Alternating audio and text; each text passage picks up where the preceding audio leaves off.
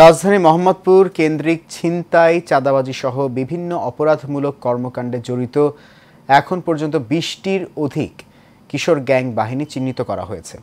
এদের বিরুদ্ধে কঠোর ব্যবস্থা নেওয়া হবে বলে জানিয়েছেন র্যাব ২-এর সিইও অতিরিক্ত ডিআইজি খালিদুল হক হাওলাদার। তিনি বলেন, কবজিকাটা গ্রুপের এক সময়ের প্রধান সহযোগী আয়েশা গ্রুপের প্রধান সহ ২ জনকে অস্ত্রসহ গ্রেফতার করেছে র্যাব। সাইফুল ইসলাম নয়নের রিপোর্ট। মোহাম্মদ আসাদ মোহাম্মদপুর আদাবর এলাকায় জন্ম তার। জীবিকার তাগিদে পেশায় ছিলেন রাজমিস্ত্রি। আদাবর হাউজিং এলাকায় রাজমিস্ত্রির কাজ করত আসাদ। কবজিকাটা গ্রুপের সাথে যুক্ত হয়ে আস্তে আস্তে নিজেই একটি বাহিনী গড়ে তুলে সন্ত্রাসী কার্যক্রম চালিয়ে আসছিল আসাদ ওরফে আয়েশা। বায়তুল আমান হাউজিং এলাকায় তার বসবাস। এখানে সে রাজমিস্ত্রির কাজ করত। ৭-৮ বছর আগে কবজিকাটা আনোয়ারের সাথে তার পরিচয় হয় এবং ক্রমে সখ্যতা গড়ে ওঠে।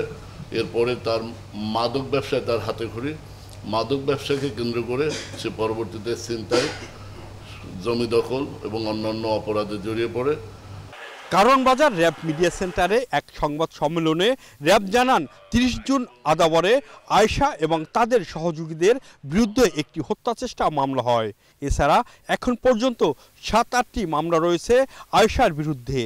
মোহাম্মদপুর আদাবর এলাকায় যে কোনো ধরনের সন্ত্রাসী কার্যক্রম নিয়ন্ত্রণ করতে কঠোর ব্যবস্থা নেওয়া হবে বলে জানান র্যাব ২-এর সিইও খালিদুল হক। আনোয়ারের শূন্য স্থান দখল করার জন্য এই আয়েশা নিজের নামে আয়েশা গ্রুপ নামে একটি সন্ত্রাসী বাহিনী সে নিজে গঠন করে এবং এই সন্ত্রাসী বাহিনীতে রয়েছে এই ইউসুফ, বেলসা মনির, টাকলা রিপন, শাহিন। এই পাঁচজনকে নিয়ে সে একটা গ্রুপ গঠন করে এবং এই গ্রুপ এই অত্র আদাবর হাউজিং এলাকায় মাদক ব্যবসা, চাঁদাবাজি, জমি দখল এইসব অপকর্ম করে আসছে। এ সময় তিনি বলেন, এআই এবং বিদেশি নাম্বার দিয়ে কেউ প্রতারণা বা চাঁদাবাজির সাথে যুক্ত হলে আইন শৃঙ্খলা বাহিনীর সহযোগিতা নেয়ার কথা জানান।